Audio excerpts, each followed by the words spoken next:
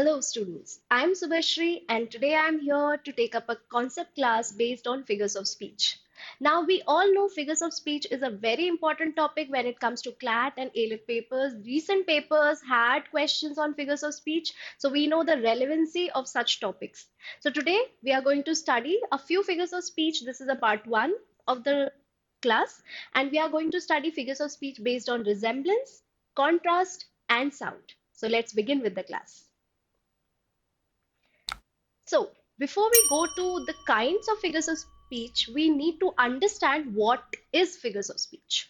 So, a figure of speech is a remarkable way of saying something, as we say, going roundabout to say something which could be said directly. But now one might wonder, why do we need to go in a roundabout way to say something? It is basically to evoke a sense of pleasure in listening or writing something that you have heard or written. Okay, so it is for the sake of more powerful, pleasing, or distinctive effect. Okay, but there is one thing which we need to understand, that figures of speech are not just used by writers or poets just for their writings. They are used by common people as well. That is why it is so very important to know about these figures of speech. Now, for example, something like this: it is raining heavily. It is turned into it is raining cats and dogs. Did we know there are these expressions which we use daily and we don't know that they are figures of speech? For example, falling in love. Now, this is something we use a lot, but we don't know that it is a figure of speech. It's a metaphor. Okay. Climbing the ladder of success, for example, is again a metaphor, right? Twinkle, twinkle, little star, for example. How I wonder how you are. This we did not know was an apostrophe. Okay, so there are so many things that we are saying in our daily lives, but we don't know that they come under figures of speech. For example, saying he passed away in his sleep. It is euphemism. It is trying to say something harsh, but in a cooler manner. Okay, so let's begin and move on to the very first figure of speech based on resemblance. Now, here we have simile. From simile, the name itself, you can understand it means similar. Okay, so you are comparing something which is similar to something else. Okay, similar or something which is connected in likeness. Okay, for example, a stated comparison using like or as. Now, this is very, very important when you are studying about simile, that there should be a like or as. Okay, between two fundamentally dissimilar things. Now, the comparison cannot be between two similar things. Okay, here is where we face some sort of problem. I'll come to that problem. What is that problem we are facing? But before that, it should be between two dissimilar things that have certain qualities in common. Okay, so remember, similarity is being shown between two dissimilar things, which in both of those things there is something in common, and you are showing that similarity using like or as. For example, Roberto was white as a sheet after he walked out of the horror movie. So he was white as a sheet. Now, Roberto and sheet are not similar. Okay. Similarly, over here, she sat like patience on a monument. Again, like is being used, comparison is being done between two dissimilar things. Now, here, what is the problem? There are times, for example, sentences like this: he is as tall as Amitabh Bachchan. Now, this cannot be a simile. Why? Because two similar people are being compared over here. This is basically comparison. This is where people face, or children face, a lot many issues, because this is also human, again a human being compared. Comparison is happening, not simile. Okay, so this is what is simile. We are trying to understand everything in a very easier manner so that we can implement it in a better way when we go through the exercises or whatever we are doing. Okay, let's move on to the next one: metaphor. Now, metaphor is an implied simile. This here also you are comparing things. Okay, two dissimilar things that have something in common. You are comparing two dissimilar things that have something in common, but the things compared are brought closer together. That means they are not divided by the use of like or as. Okay, for example, all the world's a stage. You know, world is being compared to stage, but they have not used as or like over here. They have directly compared both of the things, and these are two dissimilar things. Okay, but the comparison is happening. Okay, next one, the news was a dagger to his heart. They are not saying like a dagger, they are saying directly mentioning the news was a dagger to his heart. Okay, again comparison without the use of like or as. One thing we need to understand when we are talking about simile and metaphor is that both can be interchanged. Like you can change it. Every simile can be compressed into metaphor, while every metaphor can be expanded into a simile. For example, all the world's a stage can be turned into all the world's is like a stage. Okay, or the news was like a dagger to his heart. Okay, so this can be done. So you can interchange over here, but you have to understand comparison is happening in both. One uses as and like while the other does not, while in other you directly compare. Okay, let's move on to the third one, personification, one of my favorites. Here, inanimate objects and abstract ideas or qualities are spoken of as if they were persons or human beings. That means you are giving a human quality to something which is not human. Okay, to some inanimate object, to some idea, some quality, some thought which cannot display human qualities, which where it is not possible to display human qualities, that is where you are placing the human qualities. That is why it is called personification. You are giving a person like characteristic to something which cannot have it. Okay, for example, that kitchen knife will take a bite out of your hand if you don't handle it safely. Kitchen knife will take a bite. How is it possible that kitchen knife is going to take a bite out of your hand? It's not possible, but you are giving a human quality to that knife. But it is also making a sense that yes, it will cut your hand if you don't use it safely. So this is why we are using personification. For example, this other very famous poem by Emily Dickinson, most of you might have gone through it. Because I could not stop for death, he kindly stopped for me. Now, nobody has seen death. Nobody knows death. It's an abstract idea, right? So, but they are giving the using he for death. They are giving a person like quality to death, that he is a human. Death is a human or death is a man. Okay, so here death is being personified. Okay, opportunity knocks at the door but once. Now, opportunity cannot knock, but this sentence is making sense, right? Opportunity, it's not possible that opportunity will come and knock at your door, right? But it is being given a human quality and it makes perfect sense. So, anywhere you find something which cannot have a human quality being given one, it is called personification. Okay, let's move on to the fourth one, apostrophe. What is this apostrophe? Now, not that apostrophe that we know in our general sense. This is a figure of speech. It's a direct address to the dead, to the absent, or to a personified object or idea. You are directly talking to someone who is not present in front of you, or you know is dead, or some sort of personified object or idea. Okay, that is called apostrophe. For example, "O death, why is there thy stings? O grave, where is thy victory?" O death, where is thy sting? O grave, where is thy victory? Now you know death is not there in front of you, grave is not there in front of you. They are both being personified. Okay, and somehow it seems the person is talking to death, which is not present in front of him, or addressing grave, which is again not present in front of him, or to whom he cannot talk.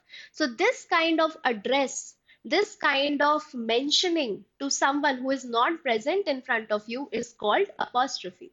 Another example, oh wind that sings so loud a song. Again, wind cannot talk to you. Wind is actually not singing a song as well because it's not human. Okay, but still you are giving a human quality to wind, you are personifying it, and then you are talking to it, you are mentioning it, you are addressing it. So it is apostrophe. Very, very everyday usage of apostrophe. Oh God, why is this happening to me? Oh Lord, what is this? Lord is not going to, I mean, of course, we assume that Lord is there all around us, omnipresent, but we know some way that He's not there in front of me. But you are addressing Lord this way, right? So, this is again an example of apostrophe in our everyday usage. After figures of speech based on resemblance, now we move on to figures of speech based on contrast. That means some opposites being put together. Okay. So now, very first figure of speech in this contrast idea is oxymoron. Now, what is this oxymoron? Two contradictory qualities are predicted at once side by side. Two opposite things are placed together side by side. That is called oxymoron. In oxymoron itself, there is an oxymoron. I'll tell you how. Now, this word comes from a Greek word. Two Greek words are joined together to make this oxymoron. One is oxus, which means sharp. Oxus means sharp, and second one is morus, which means foolish. So sharp, foolish placed together to make the word oxymoron. Okay, so what are some of the examples of oxymoron? For example, life is bittersweet. Two opposites, bitter and sweet, placed together. This is oxymoron. King James was the wisest fool in Christendom. So, wisest fool. Two opposites again placed together. She accepted it as the kind cruelty of the surgeon's knife. Kind cruelty. Okay, and all of this is making sense, but we never knew that such things are being used to create some sort of effect in the minds of the readers and listeners, right? So, kind cruelty, wisest fool, bitter sweet, cold hot. Sometimes they also place that together. So, such words being placed together. For example, uh, terribly happy, awfully happy. Okay, when you are using such expressions, these are all oxymorons. Okay, next one is antithesis. Now, this can seem similar to oxymoron, and this can create some sort of confusion in your mind. But there is one thing you have to remember, both are talking about contrasting qualities placed together. But in oxymoron, it is usually words placed side to side. Here, it is two contrasting ideas or propositions placed one after the other. So, there you have words, here you have ideas. Okay, so antithesis is used in writing or speech either as a proposition that contrasts with or reverses some previously mentioned proposition. Okay, or when two opposites are introduced together for contrasting effect. Okay, and it is usually for the sake of emphasis. It is trying to bring out some sort of important point in front of you, and that emphasis needs to be presented in front of you. That is why they are placing. Otherwise, if they just say one thing, you might not be convinced. For example, let us see. United we stand, divided we fall. Now, the idea they are trying to emphasize over here is unity. But if they just said united we stand, it would have not had that kind of effect as united we stand and divided we fall had. So, one idea, united we stand, comma, divided we fall. Two opposites placed together is antithesis. Again, prosperity gains friends, adversity tries them. Two different propositions placed together but tells you about what kind of friends or friendship you have. Okay, so this emphasis is there on this, that you need to understand your friends. So you might get friends during prosperity, but during the times of adversity you will realize whether they are good friends or not. Okay, so this is antithesis. So with antithesis and oxymoron you have to understand the difference. Okay, here it is two propositions, there it is two words which are placed together side by side. Okay, next, we move on to another very important figure of speech. It is called epigram. Now, what is an epigram? It is a short, pithy saying. Now, what is pithy? This means something which is concise, very terse, okay, very to the point saying, usually in verse, in a poetic form, often with a quick satirical twist at the end. Okay, the subject is usually a single thought or event. It is used to excite surprise and arrest attention. So, for example, fools rush in where angels fear to tread. Okay, now Pope said this line, and what does it? It's a very small statement. It was said in a poetic form, but it has a great meaning, a loaded meaning into it. That yes, where the good people will not like to go, would be afraid to go, fools will go there. Fools will move in there. Okay? For example, cowards die many times before their deaths, again said by Shakespeare. And so quick, so terse a statement. Cowards die many times before their death, which is true. They are not just dying on the time of their death, but before that, they are facing death several times when they are not rising up to the situation. Then they are facing embarrassment. Okay, so again, a short saying, concise, very terse, trying to get your attention, trying to get you surprised with a twist in the end, is epigram. Another example is the child is the father of the man. Of course, it's not possible the child is the father of the man, but there was again a very profound meaning behind this line by Wordsworth from a very small poem that he had written. Okay, so this line had a huge impact. It is telling what we did in the childhood has a great impact on us as we become older, as we get older. So, what you're learning in the childhood has a great impact of you being. So, it's like your childhood is the father of you as you grow up. Okay, let's move on to the next one, pun. A very favorite for many people, and pun is employed in lots of spaces. It's employed in movies. You might find it in songs and number of places. Now, what is a pun? A pun is a joke based on interplay of words. Either it could be words with similar pronunciation but different meanings, or words that have the same spelling, sound similar, but have different meanings. It is usually used to have some humorous effect on the in the audience or the reader, and to convey two or three different ideas together.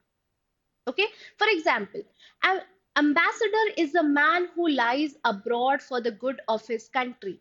Now, here the word lies. Two things. One is the lie, that you are speaking to someone, falsehood, something you are trying to fabricate. So, of course, ambassadors do that for the good of their country. They are going to lie in other countries. Another lies is when you are staying over there, living over there. Okay, so this is the other meaning. So there are two meanings in the words. It, according to your nuance, you will pick up on what you want to pick up, or you will pick up both, and you will understand the meaning behind the sentence. Another one, the tallest building in the town is the library. It has thousands of stories. Now, here stories can be the stories that you read, or can be the stories of the building that you go upon. So, again, two meanings, and both are fitting, and both are creating some sort of joke in what you are speaking. That it is the tallest building is the library, not just for the thousands of stories that are kept in there, but because it has thousands of stories. Okay, next one. Is life worth living? It depends upon the liver. Now, it can be your organ liver in the body or the person who is living the life. Two meanings again. Okay, so you see how a pun is used a lot, you what we call a double meaning word. Now, not in the negative sense, but just a word which can have more than one meaning, and all of those fit together. That is a pun. Now, this was figures of speech based on contrast. Now we move on to figures of speech based on sound, okay, which are involving some sort of sound effect in their usage. First one is alliteration. Now, what is alliteration? The occurrence of the same letter or sound at the beginning of adjacent or closely connected words.